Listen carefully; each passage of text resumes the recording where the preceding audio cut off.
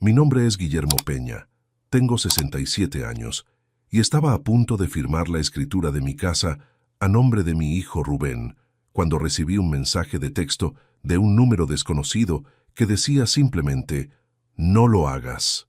Ese mensaje llegó exactamente 5 minutos antes de la cita en la escribanía, 5 minutos antes de que cometiera el error más grande de mi vida. Un mensaje que me salvó de perder todo lo que había trabajado durante 40 años a manos del hijo en quien más confiaba. Imagínate la situación. Estoy sentado en mi auto frente al estudio del escribano Morales, con los papeles en la mano, preparándome mentalmente para transferirle la propiedad de mi casa a Rubén, por razones que en ese momento me parecían completamente lógicas. Después de meses de conversaciones, habíamos decidido que era lo mejor para optimizar impuestos y proteger el patrimonio familiar, según sus palabras. Pero ese mensaje misterioso me hizo detener todo.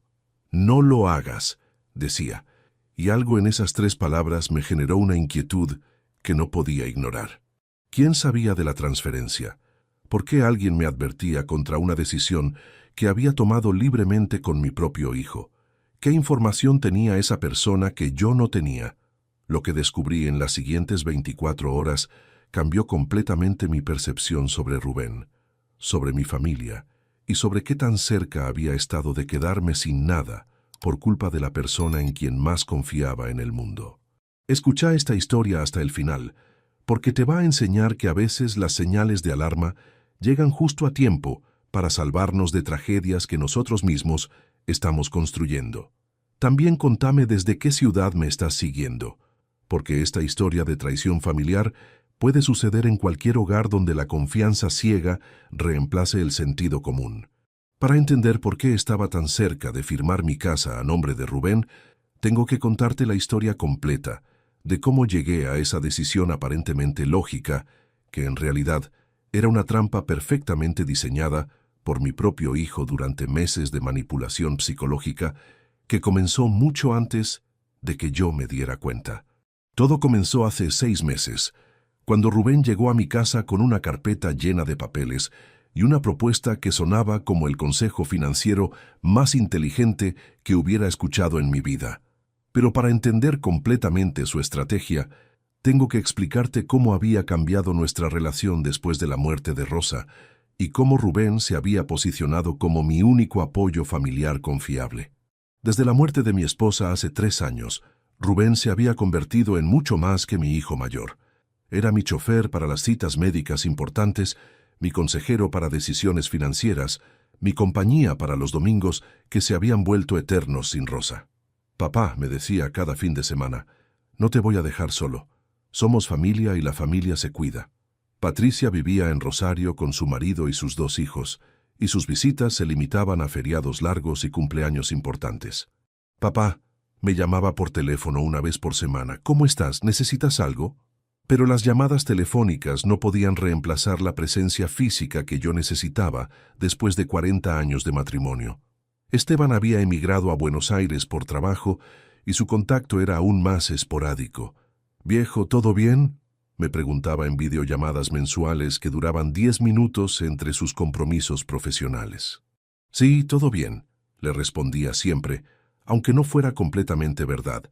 Rubén, en cambio, había establecido un patrón de presencia constante que había llenado el vacío emocional que Rosa había dejado. «Papá», me decía cuando llegaba los domingos con facturas para el desayuno, «mamá me pidió que te cuidara bien antes de morirse, y eso es exactamente lo que voy a hacer».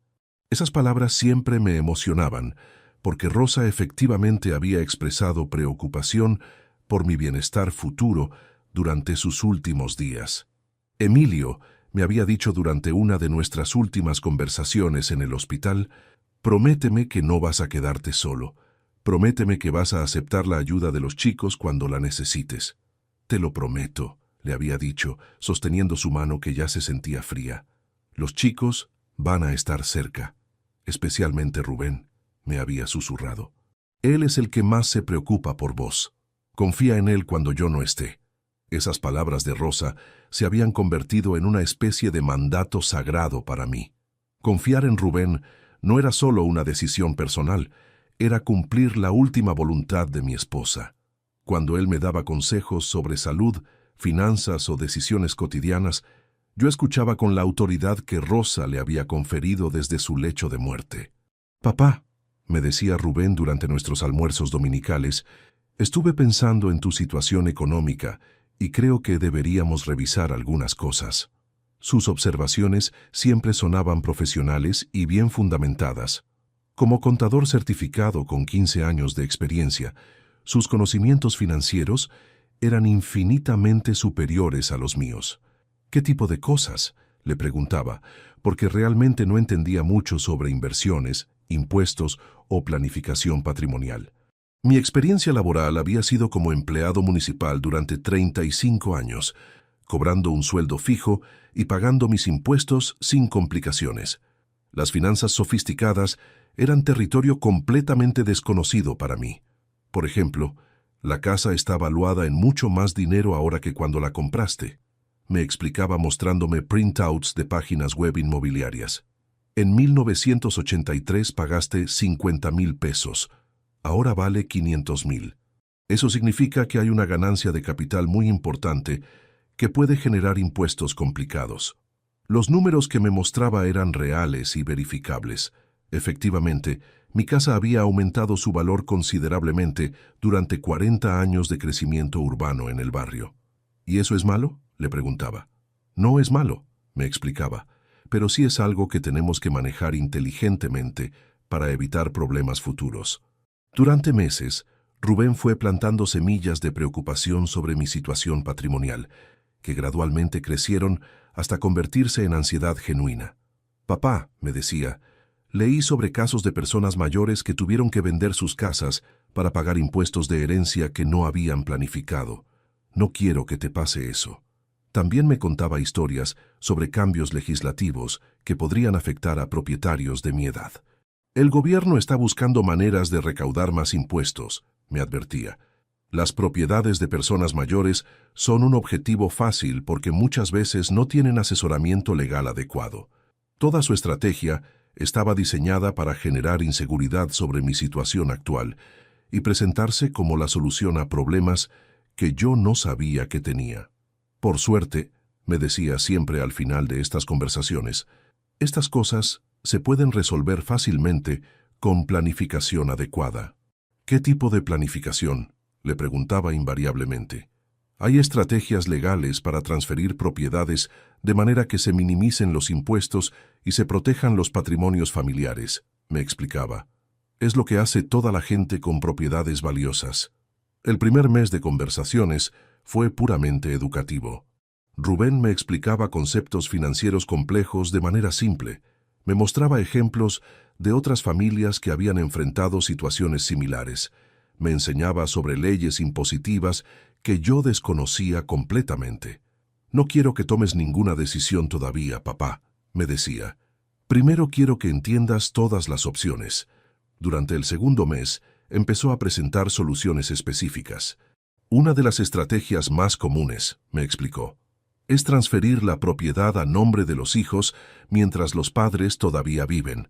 Eso evita completamente los impuestos de herencia y protege la propiedad de posibles problemas legales futuros». «¿Qué tipo de problemas legales?», le pregunté. «Bueno, si algún día necesitas cuidados médicos costosos o si tenés algún accidente que genere responsabilidades civiles, tener propiedades a tu nombre puede complicar las cosas», me explicó. «Pero si la casa está a nombre de un hijo responsable, esos problemas no te afectan». La lógica era convincente y estaba respaldada por ejemplos concretos que parecían aplicables a mi situación. «Además», agregaba Rubén, «pensá en la tranquilidad mental que te va a dar saber que la herencia ya está resuelta. No vas a tener que preocuparte por dejar problemas legales complicados para Patricia y Esteban». Durante el tercer mes, Rubén empezó a presionar suavemente para que tomara una decisión. «Papá», me decía, «mientras más esperemos, más complicado se puede volver todo esto. Los cambios legislativos se aprueban constantemente, y lo que es legal hoy, tal vez no lo sea el año que viene». También introdujo un elemento de urgencia relacionado con su propia situación laboral. Estoy en un momento de mi carrera donde tengo tiempo para ocuparme de todos estos trámites, me explicaba. Pero si me cambian de puesto o me aumentan las responsabilidades, va a ser más difícil dedicarle la atención que merece. ¿Vos te tendrías que ocupar de los trámites?, le pregunté. Sí, papá. Como contador, puedo manejar todos los aspectos legales e impositivos sin que tengas que pagar honorarios adicionales a abogados o escribanos caros, me respondía. Es un tema puramente familiar. La propuesta era económicamente atractiva, además de ser conveniente. En lugar de pagar miles de pesos en honorarios profesionales, mi propio hijo se encargaría de todo sin costo adicional. Solo tenemos que pagar las tasas municipales obligatorias, me aseguraba. Todo lo demás lo resuelvo yo. Durante el cuarto mes, Rubén me presentó un plan completo con cronogramas, documentación y respuestas para todas mis preguntas. Papá, me dijo sentándose en la mesa de la cocina con una carpeta organizada profesionalmente, tengo que hablarte sobre algo muy importante relacionado con tu situación patrimonial. La reunión duró 3 horas, durante las cuales Rubén me explicó cada aspecto de la transferencia propuesta. Me mostró formularios oficiales, me leyó artículos del Código Fiscal, me explicó precedentes legales de casos similares. Básicamente, se trata de transferir la propiedad de la casa a mi nombre para evitar impuestos de herencia y proteger el patrimonio de posibles problemas legales futuros, me resumió. ¿Pero qué pasa conmigo?, le pregunté como había hecho varias veces durante los meses anteriores. Vos seguís viviendo acá como siempre, me tranquilizó por enésima vez. La casa sigue siendo tu hogar, solo que legalmente va a estar a mi nombre para efectos impositivos. Es un tema puramente administrativo que no cambia nada de tu vida cotidiana. Durante el quinto mes, consulté independientemente con mi médico de cabecera sobre el tema. Doctor Ramírez, le pregunté durante una consulta de rutina, ¿qué opina sobre transferir propiedades a nombres de hijos por razones de salud? Puede tener sentido en algunos casos, me respondió, especialmente si hay antecedentes familiares de enfermedades que requieren cuidados costosos. La respuesta del doctor Ramírez me tranquilizó porque confirmaba que la transferencia no era una idea completamente descabellada. ¿Conoce casos de pacientes que hayan hecho algo similar?, le pregunté. Algunos pacientes han tomado esas decisiones cuando tienen diagnósticos de enfermedades degenerativas, me explicó. Pero en su caso, don Guillermo, usted está en excelente estado de salud. También consulté con mi vecino Anselmo, que había sido empleado bancario durante 30 años, y entendía más sobre finanzas que yo. Anselmo, le pregunté mientras compartíamos mate en su patio, ¿qué pensás sobre transferir la casa a nombre de Rubén por temas de impuestos? Puede ser inteligente, me respondió, pero tenés que estar muy seguro de que Rubén va a respetar el acuerdo de que vos seguís viviendo ahí. ¿Por qué no lo haría?, le pregunté. Porque legalmente, una vez que firmes la transferencia, él va a ser el dueño absoluto, me explicó. Si por alguna razón cambia de opinión sobre el acuerdo, vos no vas a tener derechos legales. El comentario de Anselmo me generó dudas que le transmití a Rubén durante nuestra siguiente conversación. Papá, me tranquilizó, Anselmo no entiende nada sobre derecho de familia. Entre padre e hijo no hace falta documentación legal para que se respeten los acuerdos familiares. Pero ¿no sería mejor establecer por escrito que yo tengo derecho a seguir viviendo acá?, le pregunté. Eso complicaría innecesariamente el trámite, me explicó. Además, sería ofensivo hacia mí. ¿Realmente pensás que yo te echaría de tu propia casa? Su respuesta apelaba directamente a la confianza familiar y convertía mis dudas legales en desconfianza personal hacia él. No, por supuesto que no pienso eso, le respondí sintiéndome culpable por haber sugerido que necesitábamos protecciones legales contra él. Durante el sexto mes, después de meses de conversaciones, educación financiera y planificación detallada, finalmente accedí a hacer la transferencia. Está bien, le dije, confío en vos y en tu criterio profesional. Si realmente es lo mejor para la familia, hagámoslo. Papá, me respondió abrazándome con lo que parecía emoción genuina, vas a ver que es la decisión más inteligente que podíamos tomar. En 5 años te vas a acordar de este momento como el día que protegimos definitivamente el patrimonio familiar. Básicamente, se trata de transferir la propiedad de la casa a mi nombre para evitar impuestos de herencia y proteger el patrimonio de posibles problemas legales futuros. Me explicó mostrándome documentos que yo no entendía completamente. Es una práctica muy común en familias que quieren optimizar sus recursos. La propuesta sonaba técnicamente sofisticada y financieramente inteligente. Según Rubén, si yo moría con la casa a mi nombre, él tendría que pagar impuestos de herencia muy elevados que podrían representar hasta el 30% del valor de la propiedad. Papá, me decía, si transferimos la casa ahora, evitamos esos impuestos completamente. ¿Pero qué pasa conmigo?, le pregunté. ¿Yo me quedo sin casa? No, papá, para nada, me tranquilizó rápidamente. Vos seguís viviendo acá como siempre. La casa sigue siendo tu hogar, solo que legalmente va a estar a mi nombre para efectos impositivos. Es un tema puramente administrativo. También me explicó sobre otros beneficios supuestamente importantes. Si algún día tenés problemas de salud que requieren internación prolongada, o si necesitas un geriátrico caro, tener la casa a tu nombre puede complicar el acceso a ciertos subsidios estatales. Pero si la propiedad está a mi nombre, podés acceder a ayudas que no conseguirías siendo dueño de una casa. Toda la argumentación sonaba lógica y estaba respaldada por documentos que parecían oficiales. Rubén había investigado el tema durante meses, había consultado con abogados y contadores, había preparado una presentación completa con pros y contras de diferentes opciones. Papá, me insistía, esto no es una decisión que tomé yo solo, es lo que recomiendan todos los especialistas para casos como el tuyo. ¿Casos como el mío?, le pregunté. Personas mayores con propiedades valiosas y hijos responsables que pueden administrar mejor el patrimonio familiar, me explicó. La casa vale mucho más ahora que cuando la compraste. Si no planificamos bien, los impuestos pueden comerse una parte significativa del valor. Durante semanas, Rubén me fue convenciendo gradualmente con argumentos cada vez más convincentes. Me mostraba casos de familias que habían perdido casas por no hacer transferencias a tiempo. Me contaba sobre personas mayores que habían tenido que vender propiedades para pagar impuestos. Me explicaba sobre cambios legislativos que podían afectar negativamente a los propietarios de mi edad. Además, papá, me decía en una de nuestras conversaciones, pensá en la tranquilidad mental que te va a dar saber que la casa ya está asegurada para la familia. No vas a tener que preocuparte por temas legales complicados cuando seas más mayor. Mi esposa Rosa había muerto hace 3 años y desde entonces Rubén se había convertido en mi principal consejero para todo tipo de decisiones. ¿Qué opinaría mamá de esto?, le pregunté en una ocasión. Mamá siempre quiso lo mejor para la familia, me respondió. Ella habría estado de acuerdo con proteger lo que tanto les costó conseguir.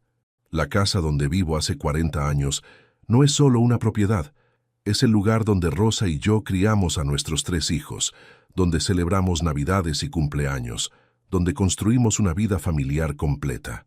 Compré esta casa en 1983, cuando Rubén tenía 5 años, pagándola con cuotas que representaban más de la mitad de mi sueldo como empleado municipal durante 15 años. Papá, me recordaba Rubén cuando yo mostraba dudas sobre la transferencia, esta casa representa todo tu esfuerzo y el de mamá. No podemos permitir que el Estado se quede con un pedazo grande cuando llegue el momento de la herencia.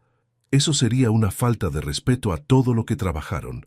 Mis otros 2 hijos, Patricia y Esteban, vivían en otras ciudades y visitaban muy esporádicamente.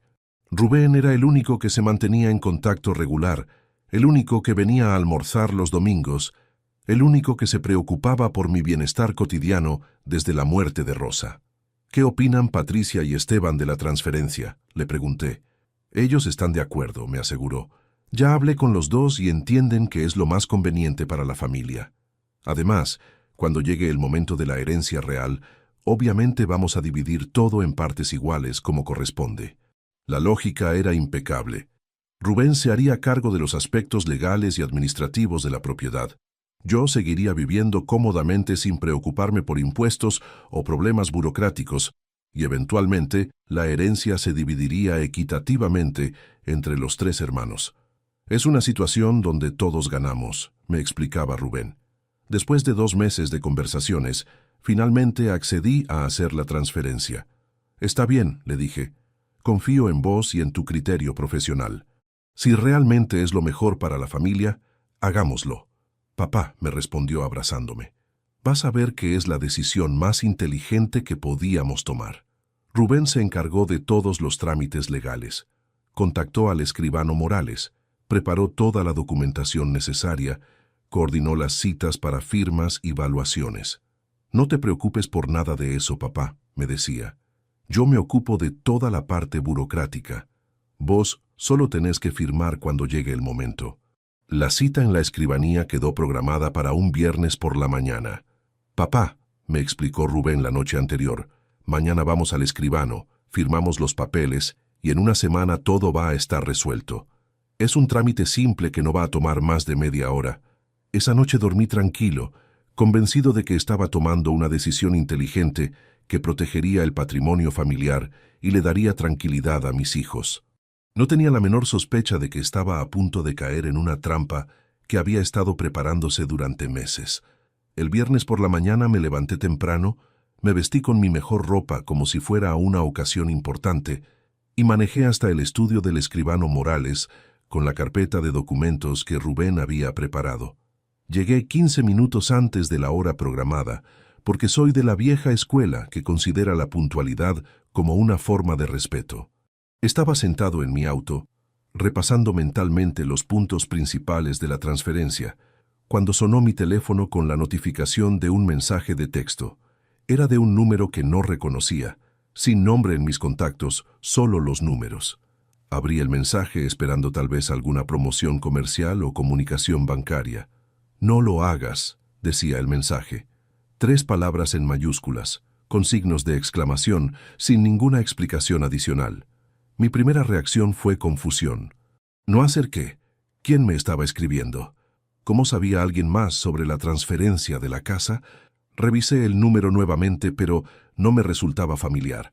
Pensé en la posibilidad de que fuera un mensaje enviado por error a mi teléfono, pero la coincidencia del timing era demasiado específica. 5 minutos antes de una cita para transferir mi casa, recibo un mensaje que me dice exactamente que no lo haga. ¿Quién es usted?, le respondí al número desconocido. La respuesta llegó inmediatamente.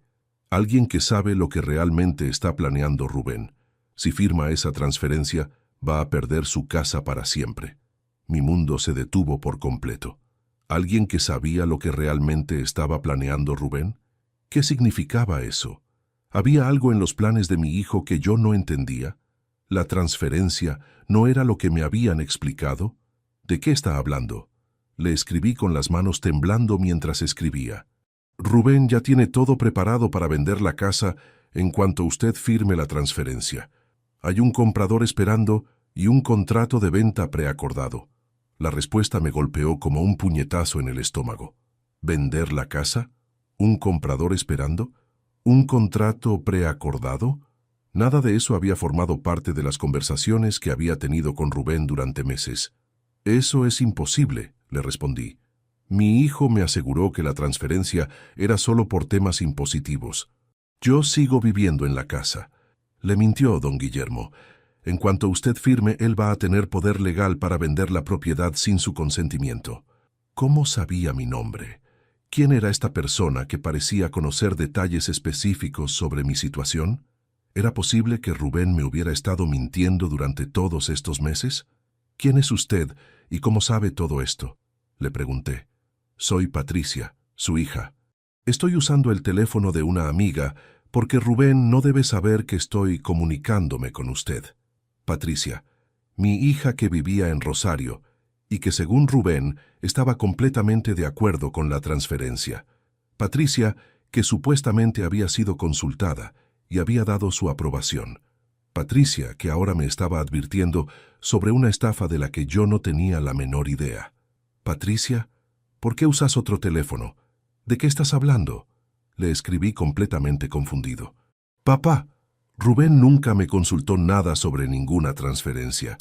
Me enteré por casualidad cuando un amigo que trabaja en el registro de propiedades me contó que habían solicitado documentación sobre tu casa. Mi mente empezó a procesar información a velocidad vertiginosa. Si Patricia no sabía nada sobre la transferencia, ¿qué había pasado con las supuestas consultas que Rubén había hecho con sus hermanos? ¿Era mentira también que Esteban estaba de acuerdo? ¿Y Esteban? ¿Él sabía algo?, le pregunté. Tampoco. Los dos nos enteramos al mismo tiempo y decidimos investigar. Lo que descubrimos es horrible, papá. Rubén tiene deudas enormes de juego y necesita vender la casa para pagarlas. Deudas de juego. Mi hijo Rubén, el contador responsable, el profesional exitoso, el único que se preocupaba por mi bienestar, tenía deudas de juego que planeaba pagar vendiendo mi casa sin mi consentimiento. ¿Estás segura de eso?, le escribí porque no podía creer lo que estaba leyendo. Completamente segura. Esteban contrató un investigador privado que confirmó todo. Rubén debe 500,000 pesos a prestamistas que le están presionando para que pague inmediatamente. 500,000 pesos. Una suma que representaba exactamente el valor aproximado de mi casa según las valuaciones que habíamos hecho para la transferencia. No era casualidad que esa transferencia hubiera surgido justo cuando Rubén necesitaba esa cantidad específica de dinero. ¿Dónde están ustedes?, le pregunté. Esteban está viajando para allá desde Buenos Aires. Yo salgo ahora mismo de Rosario. Pero papá, por favor, no firmes nada hasta que hablemos cara a cara. Miré mi reloj. Eran las 10:25 de la mañana. Mi cita con el escribano era a las 10:30. Rubén estaría llegando en cualquier momento para encontrarse conmigo y completar la transferencia que me iba a dejar sin casa y sin patrimonio. Decidí no entrar al estudio del escribano hasta hablar personalmente con Patricia y Esteban. Le escribí a Rubén. Llegué temprano y me estoy sintiendo un poco mal. ¿Podemos postergar la cita una hora? La respuesta de Rubén fue inmediata y revelaba una ansiedad que no había percibido antes. ¿Qué tipo de malestar, papá? ¿No es algo que se pueda resolver rápido? El escribano tiene agenda muy complicada y va a ser difícil conseguir otra cita pronto. Su insistencia en mantener la cita me resultó sospechosa. Si realmente se trataba de una transferencia por mi bienestar, ¿por qué era tan urgente que se hiciera exactamente ese día? ¿Por qué no podía esperar hasta que yo me sintiera mejor? Prefiero estar bien para firmar algo tan importante, le respondí. ¿Qué te parece si lo dejamos para la semana que viene? Papá, la semana que viene puede ser complicado. Además, ya está todo preparado. El escribano nos está esperando y es un trámite simple que no requiere que te sientas perfecto. Su manera de insistir confirmaba las sospechas que Patricia había sembrado. Si la transferencia era realmente para mi beneficio, no habría razón para tanta urgencia. Mientras esperaba que llegaran mis otros hijos, decidí hacer algunas investigaciones por mi cuenta. Llamé al escribano Morales directamente. «Doctor», le pregunté, «tengo una consulta sobre la transferencia de propiedad que está programada para hoy». «Sí, don Guillermo, todo está preparado», me respondió. «¿Hay algún problema?» Quería confirmar si después de firmar la transferencia yo mantengo algún derecho sobre la propiedad. «No, señor. Una vez firmada la transferencia, su hijo será el único propietario legal con plenos derechos para disponer de la propiedad como considere conveniente». Plenos derechos para disponer de la propiedad. Es decir, derecho a venderla sin mi consentimiento, derecho a echarme, derecho a hacer lo que quisiera con la casa donde había vivido 40 años. ¿Existe alguna manera de proteger mi derecho a vivir en la casa?, le pregunté. Se podría establecer un usufructo, me explicó el escribano, pero en la documentación que preparó su hijo no hay ninguna cláusula de ese tipo. No había cláusulas que protegieran mi derecho a seguir viviendo en mi propia casa. Rubén había preparado una transferencia completa que me dejaría completamente a su merced. A las 11:30 llegó Patricia, agitada y con una carpeta llena de documentos. «Papá», me dijo abrazándome con lágrimas en los ojos, «menos mal que no firmaste». «¿Qué descubrieron exactamente?», le pregunté. Patricia me explicó exactamente cómo había descubierto los planes de Rubén y la investigación detallada que había llevado a cabo con Esteban para confirmar sus sospechas antes de intervenir. «Papá», me dijo mientras me mostraba una carpeta llena de documentos oficiales. Todo esto empezó por pura casualidad hace exactamente 3 semanas. ¿Pura casualidad cómo? Le pregunté intrigado por los detalles. Estaba visitando a mi amiga Lucía en la oficina del registro de propiedades donde trabaja como administrativa, y ella mencionó casualmente que había visto movimiento en documentación relacionada con tu casa. «Qué raro», me dijo. «Tu papá está haciendo consultas sobre transferencias de propiedad y nunca había mostrado interés en esos temas». La información había llegado a Patricia completamente por accidente, pero había despertado inmediatamente su curiosidad profesional y familiar. ¿Transferencias de propiedad?, le había preguntado a su amiga con sorpresa genuina. «¿Qué tipo de transferencias específicamente?» «No puedo darte detalles confidenciales», le había respondido Lucía. «Pero alguien con tu apellido solicitó información detallada sobre los procedimientos legales para cambiar la titularidad de la casa donde vivís de chica. Mi primera reacción fue pensar que tal vez vos estabas planeando algo importante sin consultarnos por alguna razón válida», me explicó Patricia honestamente. «Pero después pensé que era extremadamente raro que tomaras una decisión tan trascendental sin hablar con ninguno de nosotros primero, especialmente considerando que siempre fuiste muy transparente con temas familiares importantes. ¿Por qué no me llamaste directamente para preguntarme?», le pregunté, «porque no quería acusarte de ocultar información sin estar completamente segura de que algo extraño estaba pasando», me respondió. «Decidí investigar discretamente primero para entender qué estaba ocurriendo realmente antes de crear conflictos familiares innecesarios». Patricia había llamado inmediatamente a Esteban desde la oficina de su amiga para preguntarle si él tenía alguna información sobre movimientos legales relacionados con mi propiedad. «¿Transferencias de propiedad de la casa del viejo?», le había respondido Esteban con sorpresa evidente. «No tengo ni la menor idea de qué estás hablando. ¿El viejo está pensando en vender la casa sin decirnos nada?». «No sé qué está pasando exactamente», le había dicho Patricia. «Por eso te estoy llamando urgente. Rubén te comentó algo sobre planes relacionados con la casa de papá en las últimas semanas o meses». Esteban tampoco sabía absolutamente nada sobre planes de transferencia, lo cual había confirmado las crecientes sospechas de Patricia de que algo no era transparente en toda la situación. Si papá estuviera planeando algo tan importante como transferir la propiedad de la casa, había razonado Esteban durante esa conversación telefónica, lógicamente nos consultaría a los 3 hermanos antes de tomar una decisión de esa magnitud. Es demasiado importante como para manejarlo unilateralmente. Patricia había decidido investigar más profundamente antes de confrontar directamente conmigo o con Rubén. Decidimos que yo iba a investigar discretamente desde acá, mientras Esteban averiguaba qué podía desde Buenos Aires usando sus contactos profesionales, me explicó. Teníamos que estar completamente seguros de qué estaba pasando antes de acusar a vos o a Rubén de cualquier cosa seria. Patricia había regresado a la oficina del registro de propiedades al día siguiente con preguntas más específicas y estratégicamente formuladas para su amiga Lucía. «¿Podés decirme quién específicamente hizo las consultas legales sobre la casa de mi papá?», le había preguntado directamente. «Fue un contador profesional llamado Rubén Peña», le había respondido Lucía después de revisar cuidadosamente los registros computarizados. «¿Rubén, mi hermano Rubén?», había preguntado Patricia con incredulidad total. «Sí», presentó credenciales profesionales válidas como contador certificado y documentos que acreditaban que estaba representando legalmente a Guillermo Peña para una consulta sobre transferencia de propiedad residencial. La información había confirmado definitivamente que Rubén estaba involucrado en planes específicos relacionados con mi casa que ni Patricia ni Esteban conocían, lo cual violaba completamente los protocolos familiares que habíamos mantenido durante décadas para decisiones importantes. En ese momento, entendí que algo muy grave y muy raro estaba pasando, me explicó Patricia. Si Rubén estaba haciendo consultas legales profesionales sobre tu casa sin decirnos nada a nosotros, ¿por qué mantenía el secreto?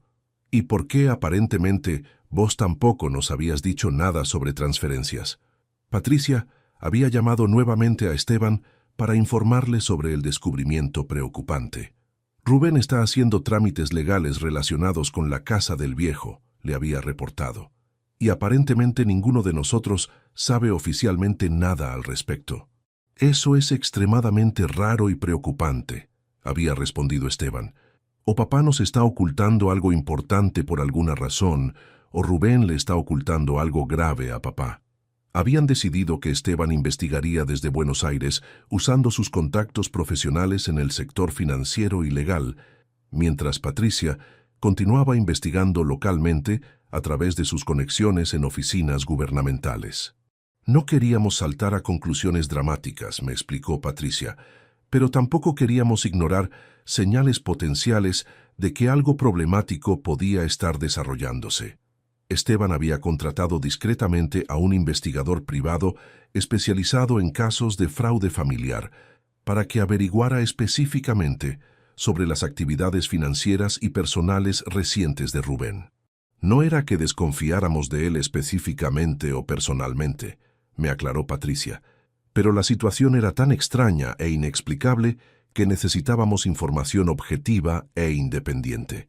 El investigador había comenzado siguiendo discretamente a Rubén durante sus actividades de fin de semana y había descubierto inmediatamente y con evidencia fotográfica sus visitas regulares y sistemáticas a un casino clandestino ubicado en las afueras de la ciudad. Las primeras fotos comprometedoras llegaron después de solamente 3 días de investigación profesional, me explicó Patricia, mostrándome imágenes donde se veía claramente a Rubén jugando cartas en mesas con grandes cantidades de dinero en efectivo. ¿Cómo era posible que ninguno de nosotros nos hubiéramos dado cuenta de que Rubén tenía problemas serios de adicción al juego? Le pregunté, sintiendo una mezcla de culpa y sorpresa. Porque era extremadamente cuidadoso y sistemático de mantener esa parte destructiva de su vida completamente separada de su imagen familiar, me respondió Patricia. El investigador me explicó que las personas con adicciones al juego desarrollan habilidades increíbles para compartimentalizar y ocultar sus problemas más graves. Rubén tenía deudas enormes de juego que venían acumulándose durante al menos 2 años, me explicó mientras me mostraba documentos del investigador. Todos los fines de semana iba religiosamente a un casino clandestino donde había perdido progresivamente más de 500,000 pesos en efectivo. Las fotografías mostraban a Rubén en lugares que yo no reconocía, jugando cartas en mesas donde circulaban grandes cantidades de dinero. Mi hijo responsable, mi consejero financiero, mi único apoyo después de la muerte de Rosa, tenía una doble vida que yo desconocía completamente. ¿Desde cuándo saben esto?, le pregunté. Desde hace un mes, me respondió Patricia. Al principio no sabíamos cómo decírtelo porque sabemos lo mucho que confías en él, pero cuando nos enteramos de la transferencia de la casa, entendimos que había llegado al punto de estafar a su propio padre. Esteban llegó cerca de las 12 del mediodía con más información que Patricia no tenía. «Papá», me dijo nada más verme, «Rubén ya tiene un contrato de venta firmado con una inmobiliaria. En cuanto vos firmes la transferencia, él va a firmar la venta inmediatamente». Me mostró documentos que había conseguido a través de contactos en el registro de propiedades. Efectivamente, había una reserva de compraventa por mi casa a nombre de Rubén como vendedor y una familia que yo no conocía como compradores. La venta está programada para el próximo lunes, me explicó Esteban. El precio es de 490,000 pesos, exactamente la cantidad que necesita para pagar sus deudas de juego más los intereses. Todo tenía sentido diabólicamente. Rubén había calculado exactamente cuánto necesitaba. Había encontrado compradores dispuestos a pagar esa suma. Había preparado toda la operación para ejecutarla en pocos días y había pasado meses convenciéndome de que la transferencia era para mi beneficio. ¿Dónde planeaba que viviera yo después de la venta?, le pregunté a Patricia. Según lo que pudimos averiguar, él pensaba convencerte de que te mudaras a un geriátrico porque ya no era seguro que vivieras solo. Un geriátrico. Después de robarme mi casa, Rubén planeaba convencerme de que necesitaba cuidados institucionales para justificar por qué ya no tenía dónde vivir. A las 12:30, Rubén llegó al estudio del escribano buscándome. Me llamó inmediatamente. «Papá, ¿dónde estás? El escribano dice que no fuiste a la cita». «Estoy en mi casa», le respondí. «¿Por qué no viniste? ¿Te sentís mejor?» «Me siento perfectamente bien y no voy a firmar ninguna transferencia». El silencio al otro lado de la línea duró varios segundos. «¿Por qué? ¿Qué pasó?», me preguntó con una voz que intentaba sonar calmada, pero que traicionaba nerviosismo evidente. «Porque me enteré de tus deudas de juego y de tus planes de vender mi casa», le dije directamente. «¿Cómo te enteraste de eso?», me preguntó sin negar lo que le había dicho. Su respuesta confirmaba que todo era verdad. «Tus hermanos se enteraron de tus planes y vinieron a advertirme», le expliqué. «¿Patricia y Esteban están ahí?» «Sí, están acá, con todos los documentos que prueban lo que estabas planeando hacer». «Papá, te puedo explicar todo», me dijo con una voz que ahora sonaba desesperada. «Las cosas se complicaron más de lo que esperaba, pero yo nunca te habría dejado sin casa». «¿No? ¿Y dónde planeabas que viviera después de vender mi propiedad?» «Iba a alquilarte un departamento lindo, cerca de casa, donde pudieras estar más cómodo», trató de explicar. «Con el dinero de la venta, después de pagar las deudas, iba a sobrar para eso». Mentiras sobre mentiras. Rubén estaba improvisando explicaciones sobre la marcha, porque nunca había esperado que yo descubriera sus verdaderos planes. «Rubén», le dije con una firmeza que no sabía que tenía, «no quiero verte más en mi casa, no quiero que me llames más, no quiero que tengas nada que ver conmigo después de lo que estabas planeando hacer. Papá, por favor, déjame explicarte todo cara a cara», me rogó. «Las cosas no son como te las contaron Patricia y Esteban». «¿No? ¿Entonces no tenés deudas de juego? ¿No había un contrato de venta preparado? ¿No me mentiste durante meses?». No pudo negar ninguna de esas acusaciones porque todas eran verdad. Su silencio fue la confesión más clara de su culpabilidad. Patricia y Esteban se quedaron conmigo durante el fin de semana para asegurarse de que Rubén no intentara presionarme o manipularme para cambiar de opinión. «Papá», me dijo Patricia, «tenemos que tomar medidas legales para protegerte de futuros intentos de estafa». «¿Qué tipo de medidas?», le pregunté. «Podemos establecer que cualquier transferencia de propiedades requiera la firma de los 3 hermanos», me explicó Esteban. «Así Rubén no va a poder manipularte nuevamente». También me ayudaron a cambiar todas mis claves bancarias y a establecer controles adicionales para movimientos de dinero importantes. «No sabemos hasta dónde llega su desesperación por conseguir plata», me dijo Patricia. «Es mejor prevenir cualquier otro tipo de fraude». El lunes por la mañana, Rubén apareció en mi casa sin avisar. «Papá», me dijo cuando le abrí la puerta, «necesitamos hablar, las cosas no son como te las pintaron». «No hay nada que hablar», le respondí. «Todo está muy claro. Los prestamistas me están presionando», me confesó finalmente. «Si no pago esta semana, puede pasarme algo grave». «¿Y por eso decidiste estafarme?», le pregunté. «No era estafa, papá, era un préstamo familiar. Yo te iba a devolver todo». «¿Con qué plata me ibas a devolver una casa de 500,000 pesos? Iba a conseguir trabajo extra, iba a pedir préstamos bancarios, iba a encontrar la manera», me aseguró sin poder explicar cómo específicamente. «Rubén», le dije, «si tenías problemas financieros graves, podías habérmelo dicho honestamente. Podríamos haber buscado soluciones reales». «¿Me habrías prestado 500,000 pesos?», me preguntó. «No tengo 500,000 pesos para prestar», le respondí, «pero tampoco tengo una casa para regalar». La conversación terminó cuando Rubén se dio cuenta de que no iba a conseguir que cambiara de opinión. «Espero que puedas vivir tranquilo sabiendo que tu hijo puede terminar lastimado por culpa de tu egoísmo», me dijo antes de irse. Esas palabras me dolieron más que toda la traición anterior porque implicaban que yo era responsable de las consecuencias de sus propias decisiones irresponsables. Patricia y Esteban me ayudaron a procesar emocionalmente lo que había pasado. «Papá», me dijo Esteban, «esto no es culpa tuya. Rubén es adulto y es responsable de sus propias decisiones». «Pero sigue siendo mi hijo», les respondí, «y está en problemas graves». «Sí, pero no podés resolver sus problemas regalándole tu casa», me explicó Patricia. Eso solo lo habría habilitado a seguir apostando con la tranquilidad de que vos ibas a pagar las consecuencias. Tenían razón. Si yo hubiera firmado esa transferencia, Rubén habría resuelto sus deudas temporalmente, pero no habría resuelto su problema de adicción. Probablemente habría seguido apostando hasta acumular nuevas deudas, y entonces habría buscado estafar a otra persona de la familia. Hace 3 meses de este episodio, y todavía estoy procesando la traición. Rubén no ha vuelto a contactarme, y según Patricia, se mudó a otra ciudad para escapar de sus acreedores. No sé si logró pagar sus deudas o si encontró otras maneras de financiar su adicción. Lo que sí sé es que ese mensaje de texto me salvó de perder todo lo que había trabajado durante 40 años. Si Patricia no hubiera descubierto los planes de Rubén casualmente, si no hubiera tenido la inteligencia de investigar antes de intervenir, si no hubiera usado un teléfono prestado para advertirme sin que Rubén se enterara, hoy estaría viviendo en un geriátrico mientras mi hijo gastaba en apuestas el dinero de la venta de mi casa.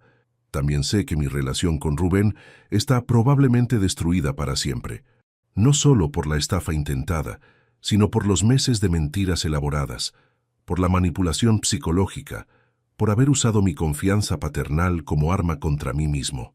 ¿Extrañas a Rubén?, me preguntó Patricia la semana pasada durante una de sus visitas.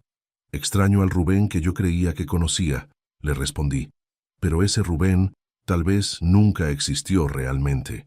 Es posible que el Rubén responsable y cariñoso que yo había conocido durante años fuera solo una máscara para ocultar problemas que yo no había querido ver.